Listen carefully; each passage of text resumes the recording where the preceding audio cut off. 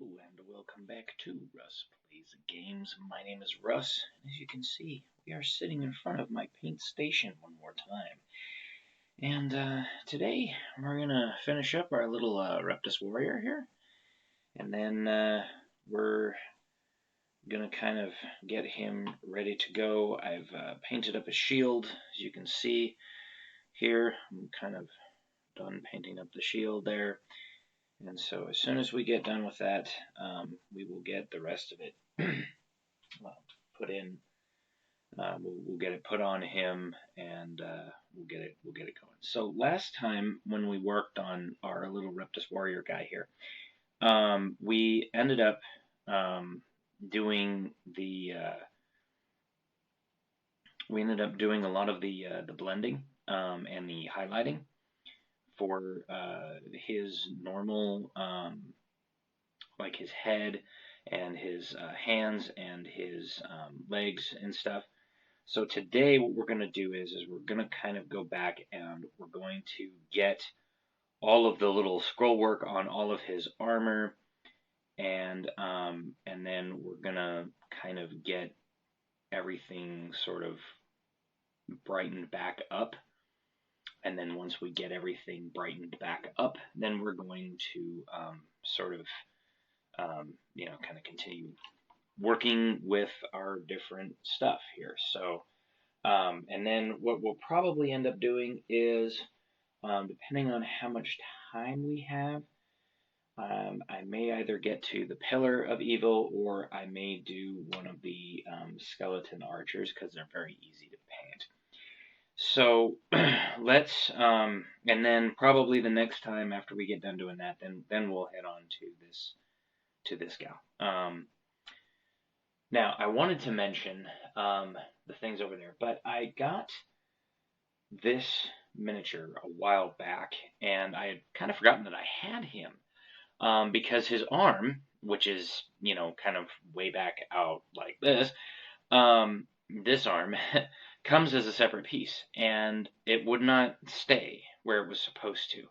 So I ended up kind of, having to use some super glue to make it stay. So I have another warlord. It's his name is Gildan Vale Ranger, and he's an actual sergeant in the Elven army. So I'm not sure if I'm gonna throw him in or where he might go if I do throw him in. Not quite sure yet exactly what's going on with that, so I'm gonna figure that out. Go ahead, build your thing. Alrighty. So now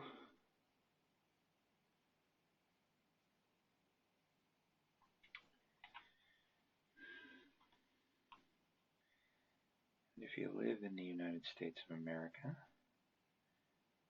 I know it won't be this time when you hear this video, but as of today, as of filming this video, happy Thanksgiving. And for those of you that live outside of America who might be watching this, Thanksgiving is a holiday where we get together and celebrate by giving thanks.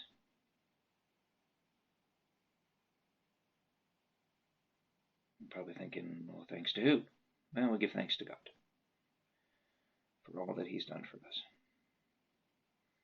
It was a holiday instituted by President Eisenhower in the 50s in response to World War II, the horrors and the atrocities that they witnessed at that time.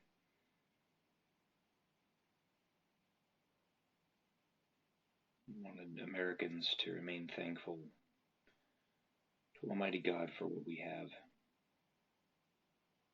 and for what we do. So it's a day, and it's also where we recognize the Native Americans that helped the pilgrims that came across in 1620. They landed, and they went about their business, and they did some things, and they asked the natives for help, and the natives helped them with pumpkins and with various things, and so they So we also use that as kind of an impetus for Thanksgiving as well. So we want to remember what they did for our ancestors. So this is also a day for us to remember them. So happy Thanksgiving to you and your family. And probably by the time this gets out, it's going to be closer to Christmas, but that's okay. I'm not. Sometimes I'm a little slow on the uptake. With some of my stuff, I'm a little slow.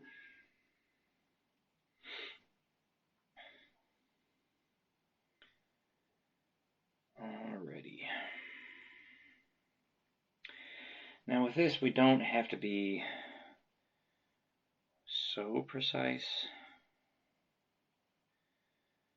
Again, this is just kind of a, if you want to do it, you can kind of thing. It's not necessary to do, but it does make the figure look really, really good.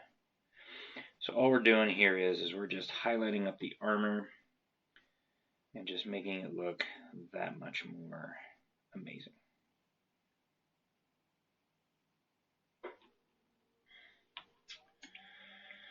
For some reason today, my brush is just not cooperating. The last couple of days, it has been really nice, and now it's like, no, I'm not cooperating. You can't make me.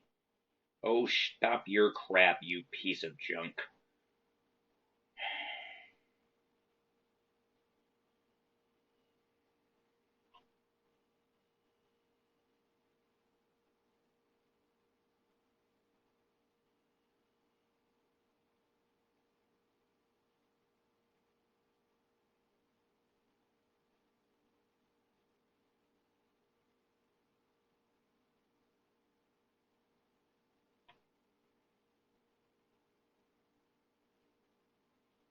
Okay.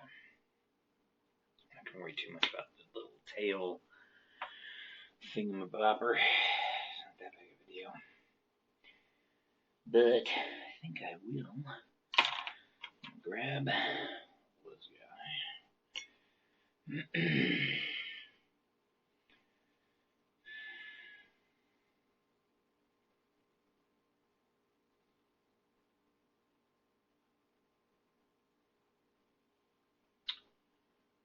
And then we're gonna grab this little thing. Actually, let's shake it up just a tiny bit. So this is that midnight blue that I picked up a while back. I really do like this color. It's really beautiful. It's a little different than the blue I normally use, because the blue I normally use is pretty bright, and this one's kind of subdued. So this one's more of a little bit darker blue when it goes on, but it's really nice. I really do like it.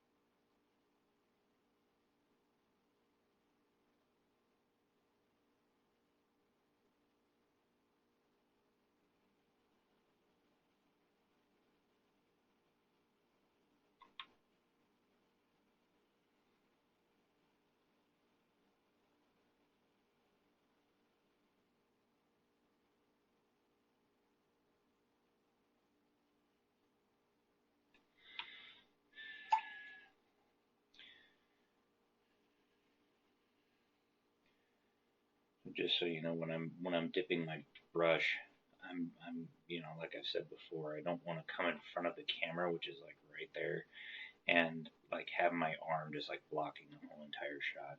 Oh, before I go a little further, let me go ahead and put this on here just really quick because I just want to kind of show this off. I didn't show this off at the beginning, but basically a while back, I'd shown this off, but I had made this Rider of Rohan, okay, and was really proud of it. So, kind of counteract it, I was trying to think, how do because I can't find any bases and I don't want to order them because I don't want to wait for them. So I took some balsa wood and I made an actual base out of balsa wood, and then I covered it with some of the Mod Podge mat, and then I take that and then I I put the guy in there, and then I did it with some Mod Podge mat. Then I went in and did it, and this is a wolf rider from this game, Battle Masters. Okay, and basically what this is it's a wolf that that these goblins ride in the game, and so by putting him on this, I now have a warg for the Lord of the Rings strategy battle game. And then I've painted up a couple more guys, and you'll notice that I made them spearmen, because the goblins for these wolf riders are this one I haven't finished yet because I still need to highlight him. I put on some shade, as you can see. Once I get done kind of highlighting him up, he'll look very much like this guy, which I think is probably the best one I've done so far. In fact, here, let me grab the light here and just kind of show you the shading that he has on him. Okay, so you can kind of see some of that shading. It's pretty cool.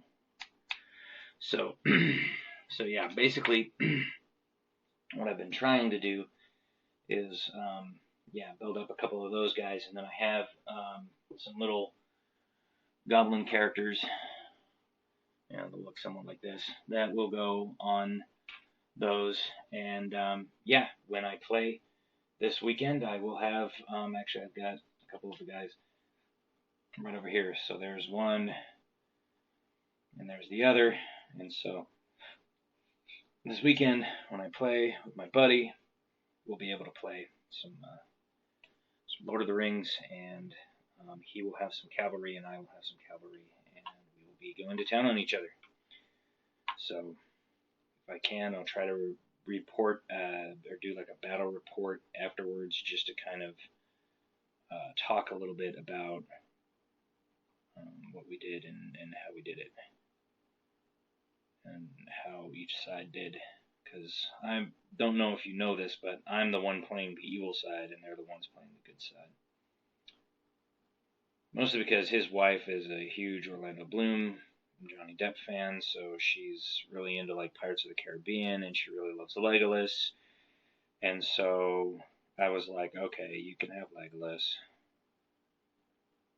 You can play as the good side, I guess. I'll play as the evil side, I suppose.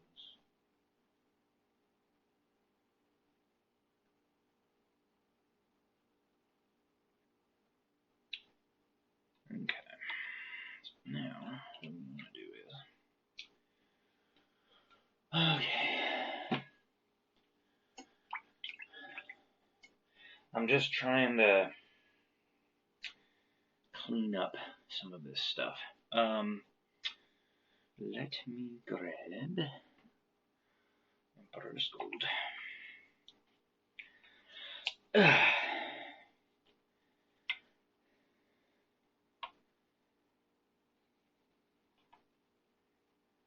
Ooh, come on now. Don't you start that.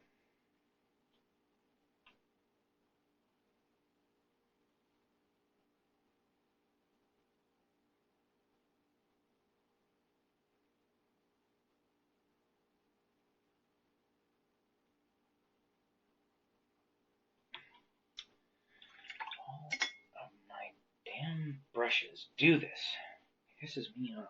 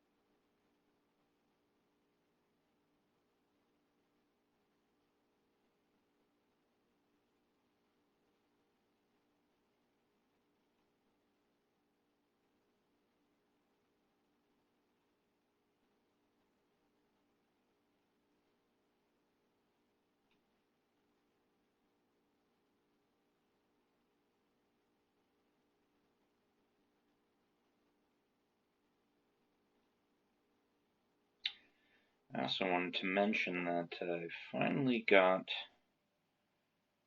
Well, one's on its way as of filming this, the other one has already arrived, but I purchased the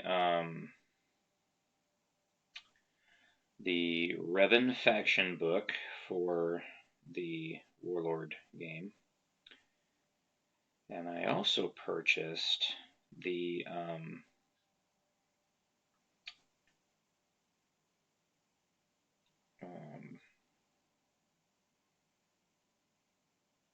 faction book for the Nefsakar, which is the only two that I was missing. I was able to find them fairly inexpensive, so I ended up purchasing them, and I'm super duper excited that I was able to do that. So that was pretty neat. And I read the Revan book last night, most of it anyway. The lore in it was pretty damn awesome. So it kind of talked about this bull, or not really a bull orc, but like a half orc who is like a captain in the Revan faction, and he's pretty interesting because it's like he was kind of shunned. The thing about the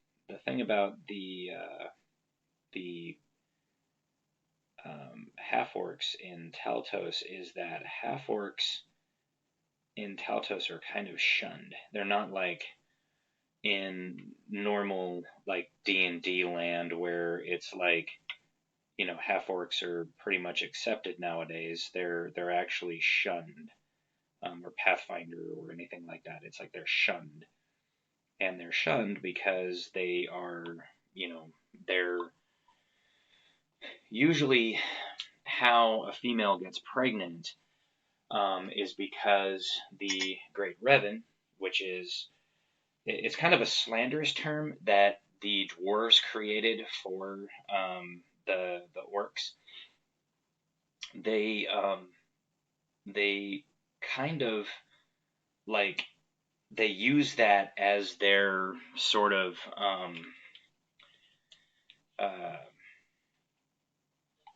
the Revan kind of, you know, use that, and what they do is they consider men consider wives to be prizes. That's just kind of how their society works. They consider wives to be prizes to be you know, fought over and won when they conquer territory.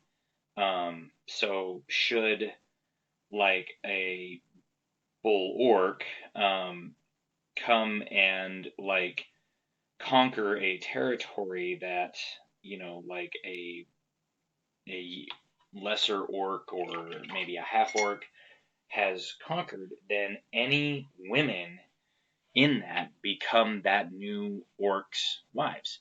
Okay, and then the same thing is true of somebody else. It's kind of how they tell status in their society is that they look at it as, oh, you know, I have this many wives, I have this much you know, stuff, and ha ha ha, you know, I'm look at me, I'm powerful with my, you know, with my, you know, I'm powerful with my possessions, kind of thing. And so this this guy, his mom and his stepdad like hated him and like shunned him, and so he started like really getting angry, and so he decided that he was going to strike out and try to go, you know, see if he could become, you know, see if maybe he could find his father, or maybe he could, you know, like prove himself to be part of the orc side of his life. It's almost like if you remember, it would almost be like kind of almost more like Spock in Star Trek. If you remember Spock's story where he's kind of a product of two worlds, right? He's part um, part Vulcan, but he's also part human, and so but he's always tried to live by the Vulcan way, which is to say that he has tried to bury his human side, right? And that's kind of how the half orcs have to live because they are shunned. And see that the thing about it, the thing that I didn't mention before was is that usually when a great Revan takes over like a human settlement, they actually will take human wives. And what ends up happening is that they will have relations with those human wives against their will. And so it is considered in most human lands, it is considered a mark of shame to bear a half orc son or daughter because because of the sort of um, the way that it is, then it's not how do I explain it?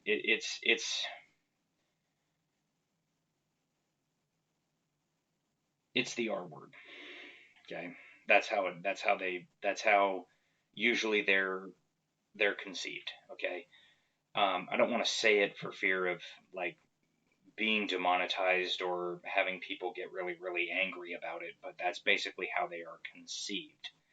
Okay, and so basically the generally half orcs are pretty much shunned in most society, just because they are.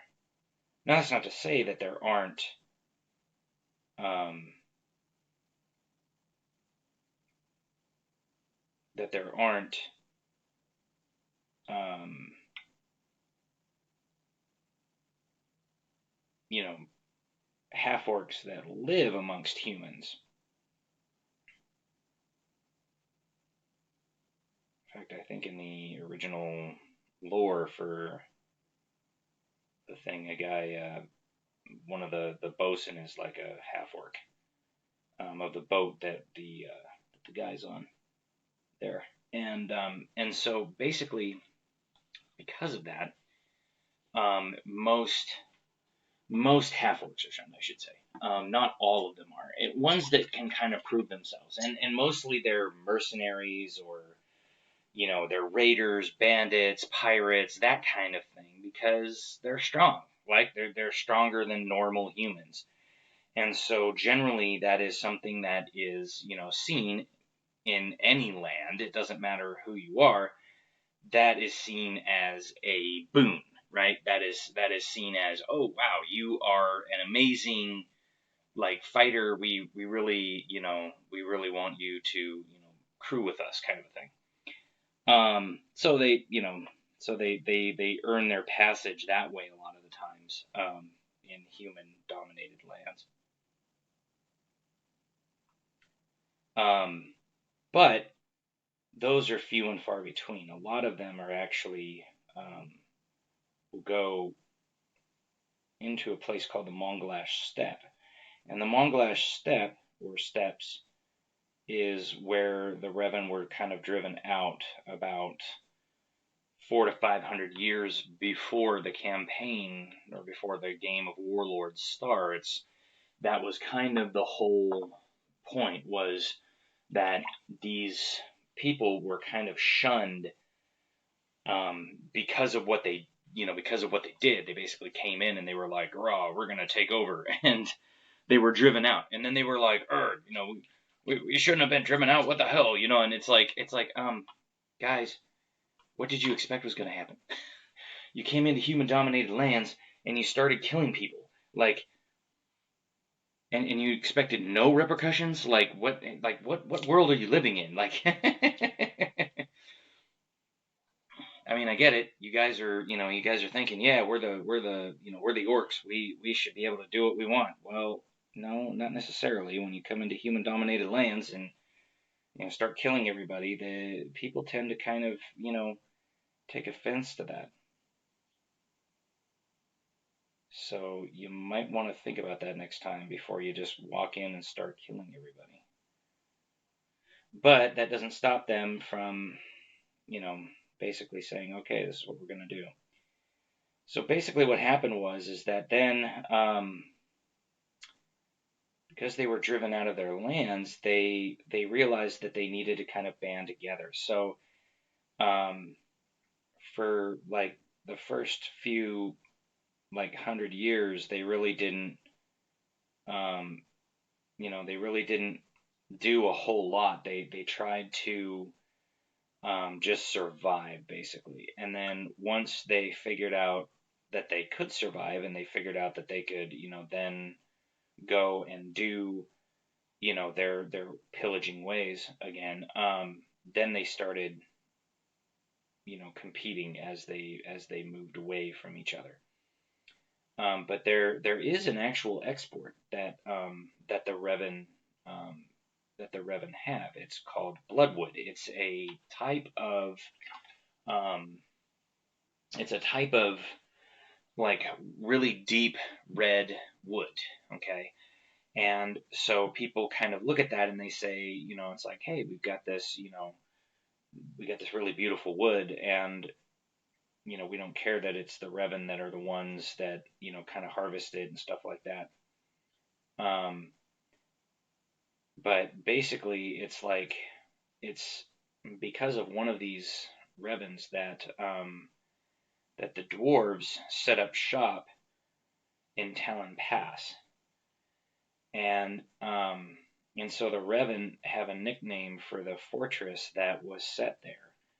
They nicknamed it Toe Stubber because they haven't been able to get through. But in this particular time that the game is set, the Revan are now amassing a gigantic army, and some of that army is moving south, some of that army is moving north, and the rest of that army is poised to kind of like when the um, they're kind of like going to do about a 2 or 3 pronged attack, and while they pull the attention away from Azen Crawl, that's when the main force is going to kind of launch itself at the fortress in Talon Pass in the hopes that they can kill the dwarves and take, because they're like, hey, some of that stuff is ours. You guys are not sharing in the wealth. And they're kind of like, we can't believe that, that you humans allow the dwarves to sit there and pillage the wealth out of the rock. You should be helping us, not helping them, kind of a thing. And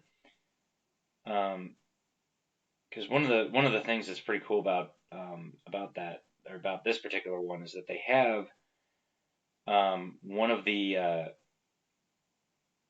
parts of the lore is that they have a whole bunch of like different perspectives on things, and so like this particular perspective is from a chronicler who basically like interviewed a captured half orc. Um, and so this captured half orc is sort of like, oh, I can't believe, because he was captured by the Crusaders, and he was being interrogated by the Crusaders. And so he's like, oh, I can't believe you people, allow the dwarves to just sit there and do things and blah, blah, blah. And it's like, little do you know that, like, the iron that the dwarves, like, mine out of that is actually coming to Dental Spire, where the Crusaders are. So why would they want to attack their allies? Yeah, no, that's not a good idea there, buddy. So yeah, the Revan are not just your mindless orc like you get in a normal D&D setting. The Revan actually have a really good culture, and they have their own language too, which is pretty cool. And so like certain things have certain sounds, and those sounds have certain parts to them. And so and it's pretty cool because they actually have like a primer in the book that actually like tells you how to do that. So all right, well, I think what we're going to do is, as you can see, I've been kind of, while we've been talking, I've been kind of, putting some things. I've still got a few areas where I'm going to put some green on the guy. Like I'm going to put some green up here on his pauldron. I'm going to put some green on these two little gold things. I'm going to put some green on his knee pads, and then I'm going to put a little bit of green on this and this down here. And then I think we'll call him done. And while I've got a minute, I'm going to grab something really fast, and when I come back, I'll show you what I have, and then we will be right back in less than a second. And we're back. So, let's a second.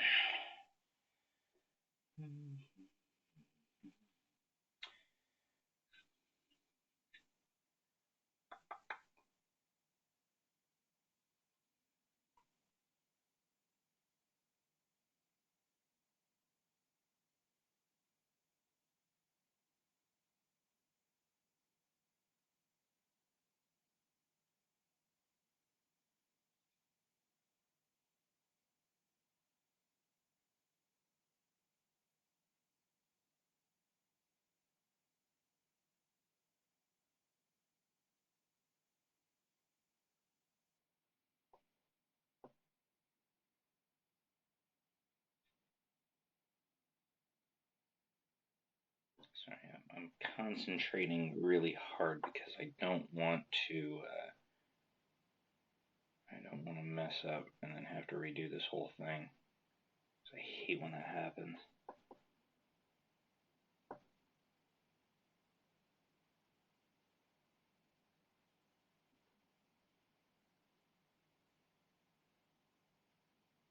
Okay. And now, let me get this a little. Just forgot about the sigil across the sword.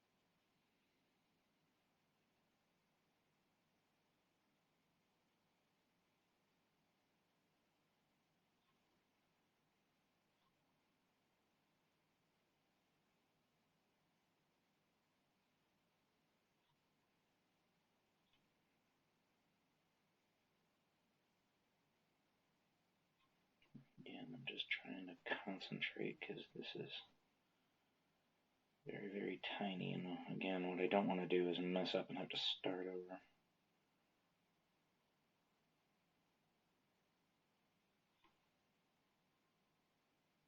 Okay. Now.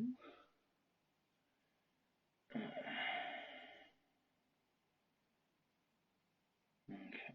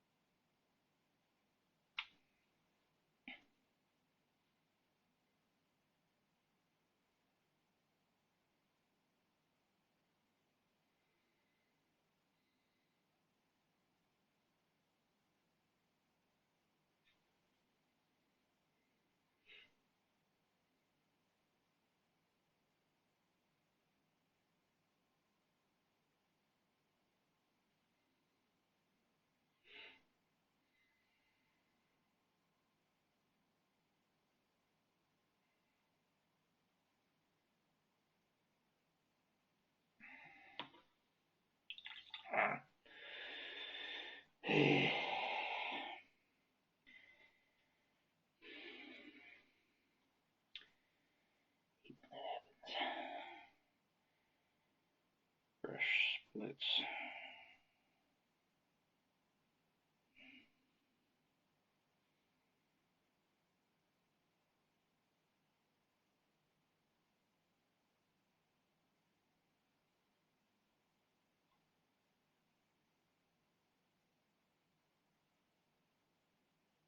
There we go.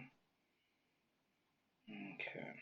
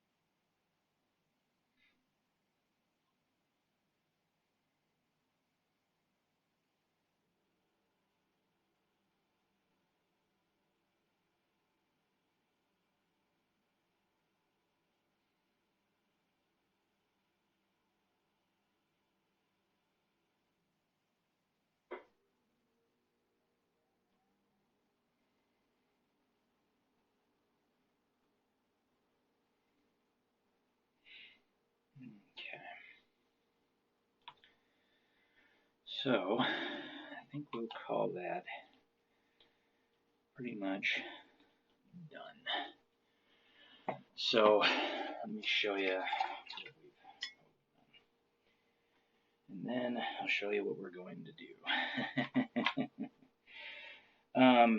So,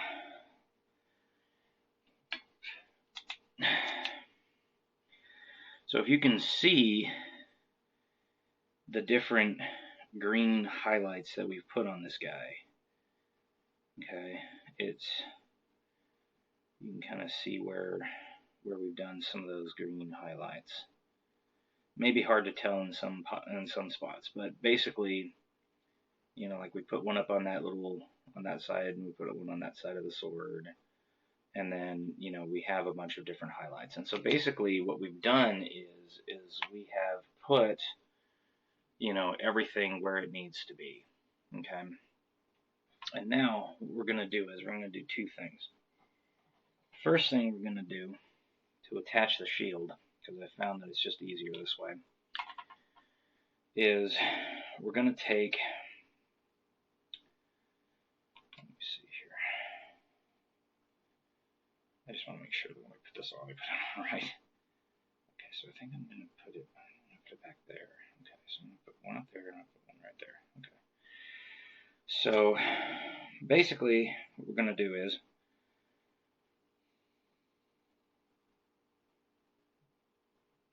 I'm going to put a little bit of super glue right there, and we're going to put a little bit right there.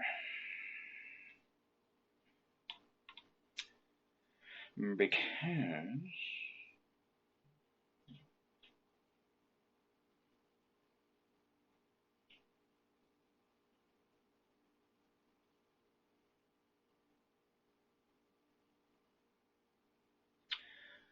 there you go.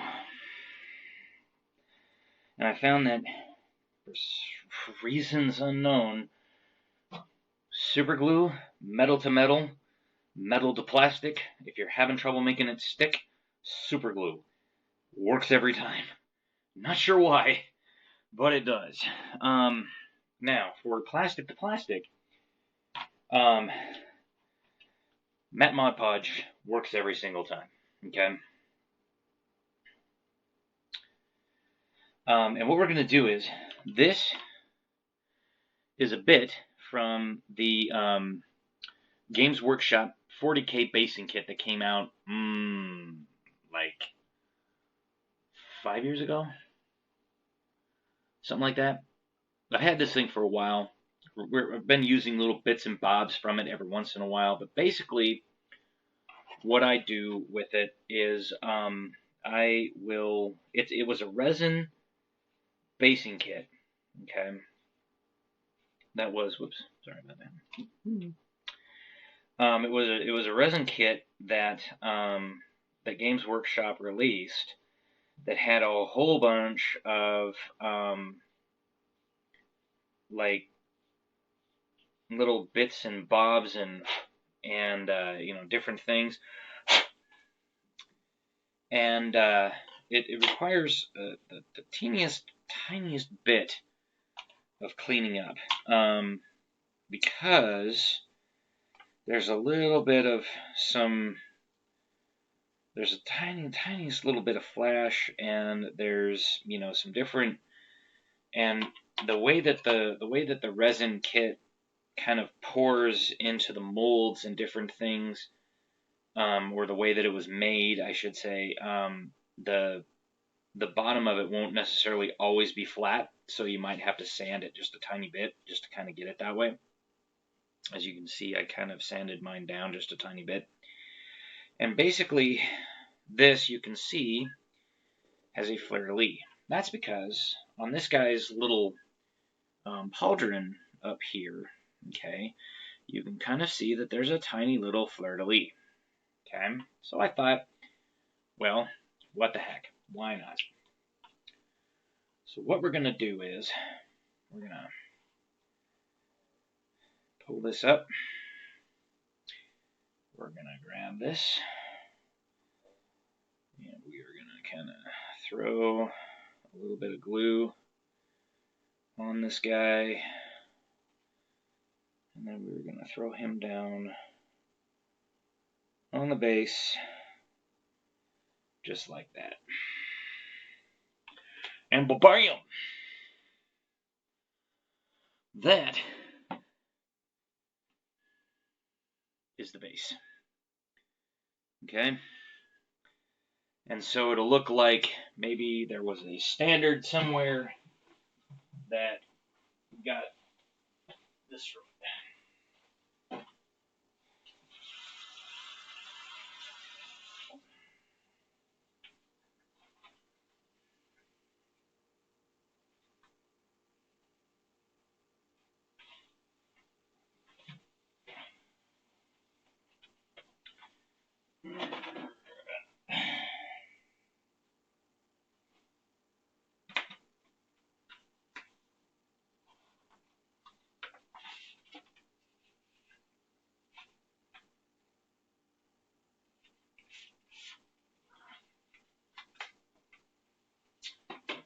Alrighty. So, sorry, just kind of looking around for a couple of different things.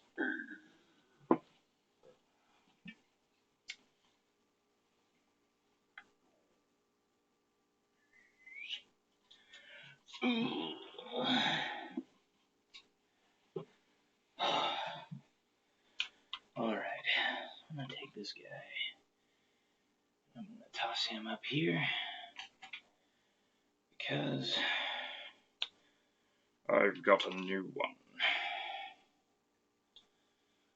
Alrighty then. So now I think what we're going to do is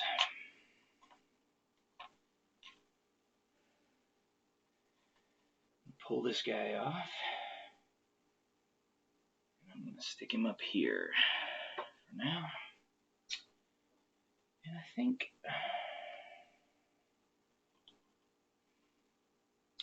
we're going to do our Pillar of Evil, just for the heck of it, because we can. Alright.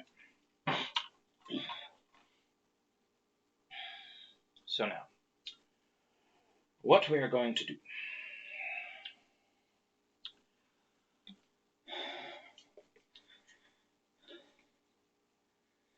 I have my darker gray, because what we are going to do, we're going to paint this whole thing dark gray.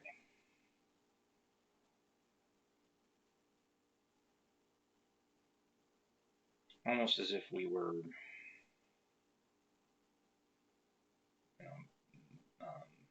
base coating it, but we're not. This is just a base layer, and it's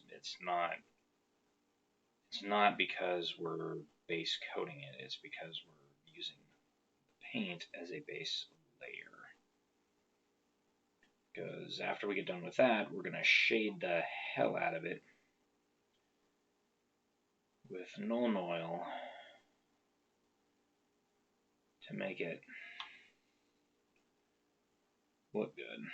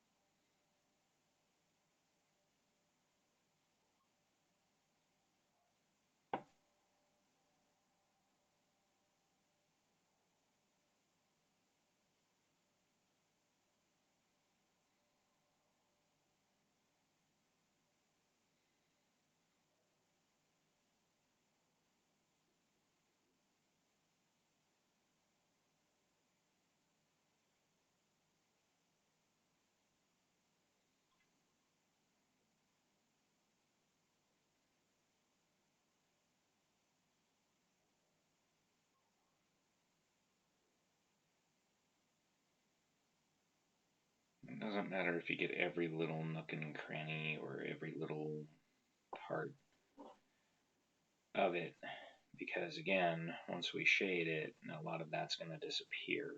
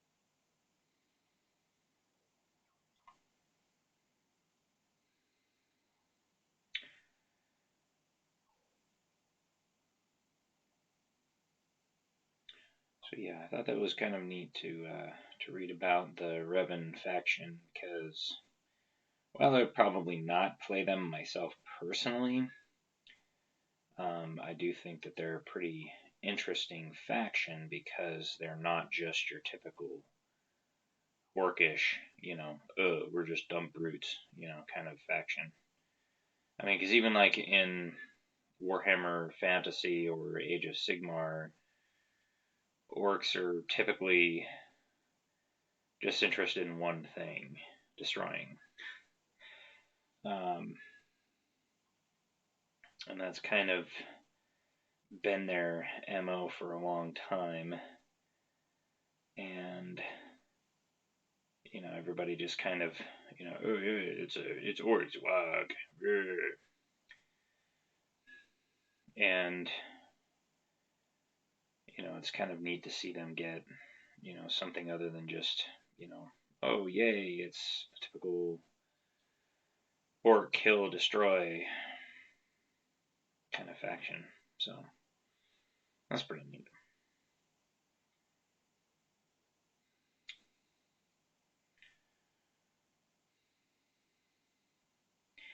What I do like about the faction books, if you do decide to pick them up, um, is that they kind of talk a lot about what the motives for each faction might be in different provinces around Taltos. So, like for instance, if you're playing Crusaders, well, they have an interest in a certain province because it's close to the Darkspawn, and so they can keep an eye on the Darkspawn.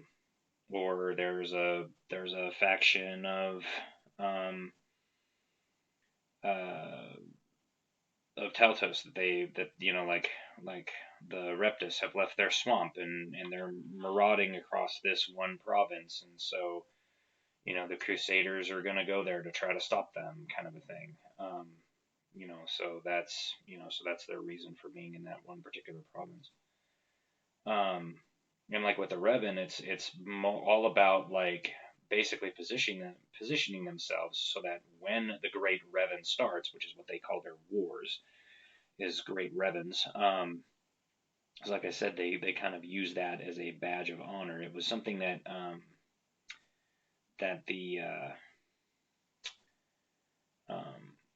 the dwarves named them, because the word Revan meant robber or stealer, in ancient Dwarvish. And so the dwarves of today understand it to mean it was something like that. And they actually kind of mention it in the lore. They actually mention like exactly what it meant and why the dwarves kind of named them that. And it also kind of, you know, like why the dwarves reserved their hatred for both the Darkspawn and the Revan. The Revan mainly because they, came killing, murdering, destroying, pillaging, and other stuff. And so they were like, Erg, dumb works. You're kind of getting in our way. And, but again, like with everything, it depends on your point of view. The Revan are like, well, we were kind of here first, and you guys came in and took our lands and drove us out and killed a bunch of our people, and now you're taking riches out of the ground, riches that rightly belong to us, and so we're gonna take it back by force if necessary. And the dwarves are like, come and get it, man. Yeah, it's a typical dwarfish response.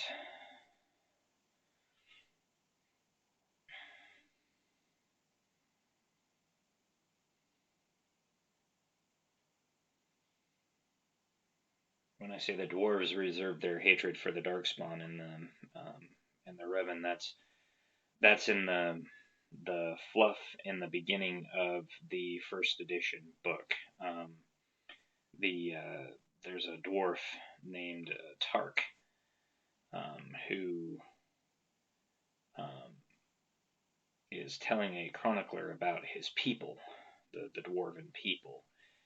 And there's a chronicler who's brand new in Taltos, and he's like, oh, I haven't done much myself. I'm kind of brand new, and his pouch gets stolen, and this guy named Old Dan um, kind of saves him, and gives him his pouch back, um, and they and then he sits down and starts kind of telling him about some of the different factions of Taltos. He like pulls out this map and he's like, this is Taltos, freshie. That's what they call brand new people in Taltos. They call them freshies. And he's like, this is Taltos, freshie. Know it, love it, because this is your new home. And then he starts going off about the mercenaries, right? And he's like, it's like if you have taxes at your place, you do that. Well, if you're here in the Fort, or if you're up in Blackguard Cove, then you're paying protection money. He's like, what? You don't like that? Well, who asked you anyway? Kind of a thing. That's their sort of sort of mercenary response is like, well, who asked you? They're not really carefree, but they're more like they just kind of follow their own path. And who asked you if it's the right way or the wrong way? Like it's their way. Nobody asked you. And so that's basically their whole part of it is that they're just basically saying like, no, it's we've done things this way for years now and nobody cares, and we want you guys to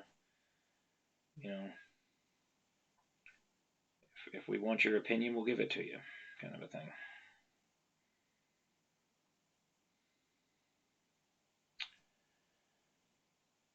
Alrighty, I think we're almost done here. This one. Alright. Okay.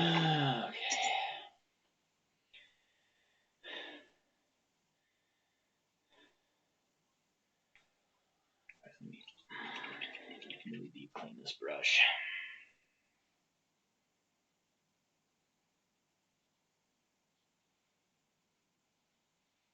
Okay. Get a bunch of stuff going here, and then so anyway, so as he does that, I'm wondering if I want to put a different color on it. As he's doing that, then he as he's telling this chronicler what's going on, he kind of hollers over to a dwarf, and he's like, hey Tark, get your stumpy legs over here, and I'm trying to teach this freshie a little bit about Taltos, kind of a thing. And so the dwarf comes over and he tells him about Azen Crawl, the kingdom of the dwarves, and why they do things. And while he's saying this stuff, he's like, we reserve our hatred for the Darkspawn and for the orcs of the Moglash. And he's like, we dwarves protect Taltos from that horde over there. We don't ask anybody to tell us what to do or how to do it. We just do it, because we're dwarves, and because we hate the Revan. And so this kind of goes into a little bit of detail about that, why they did that, like why they started doing that is because the dwarves that were driven out started attacking the humans. Well, the orcs started attacking the humans, and the dwarves originally remained neutral until the orcs started started targeting them as well, and they were like, okay, now you've done it. Like, we were gonna leave you alone if you're only gonna attack the humans, but since you decided to make this personal, buddy boy, now you're gonna feel the wrath of the dwarves. And so the dwarves basically posted up, and as they were digging the fortress of Azen Crawl from the rock, they started noticing that there was a whole bunch of riches in the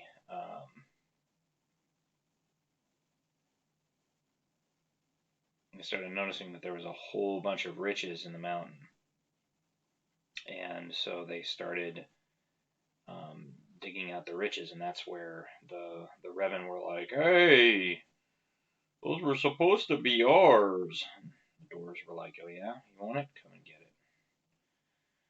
And so it just kind of became a sticking point between both the dwarves and the Revan. And it was the dwarves who kind of named the orcs the Revan because they considered them to be just robbers and pillagers and thieves. And that's kind of what it meant, was to plunder or to rob, kind of. And like I said, the actual lore kind of goes into why the Revan decided to kind of take that as a badge of honor. Like they literally decided that it was going to be like, they were like, oh yeah, we're gonna take this and we're gonna use it as our own. You know what I mean?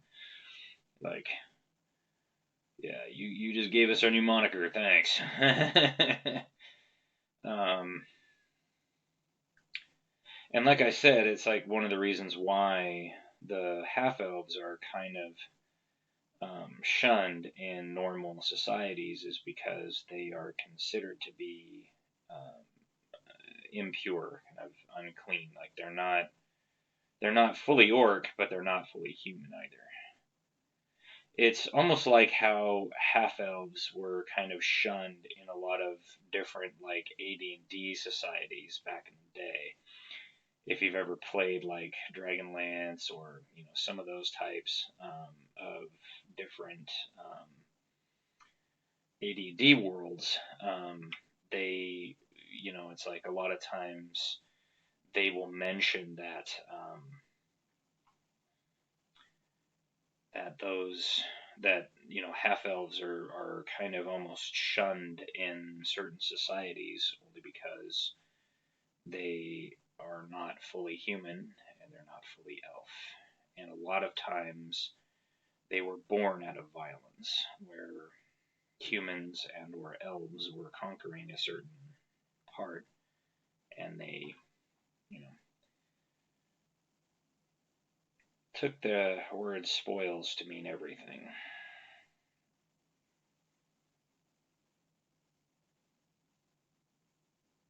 So that's why like the half elves are kind of shunned, is because they're usually born out of violence, and human women don't want to be reminded of that. But there are some like orcish women who will take men, human men, as kind of concubines, and they will have um, half orcs with those men, which is kind of odd that they really don't revere half elves, but yet their women will do that. It's like, because there are some actual like women warlords. There's an actual like woman. There's an actual like female um, orc, bull orc, who is like a warlord. Um, and so it's kind of interesting. It's kind of like, okay, are you sure? I mean, not that there's anything wrong with that. Just it was just kind of funky that they take men and have relations with them, and it's like, okay.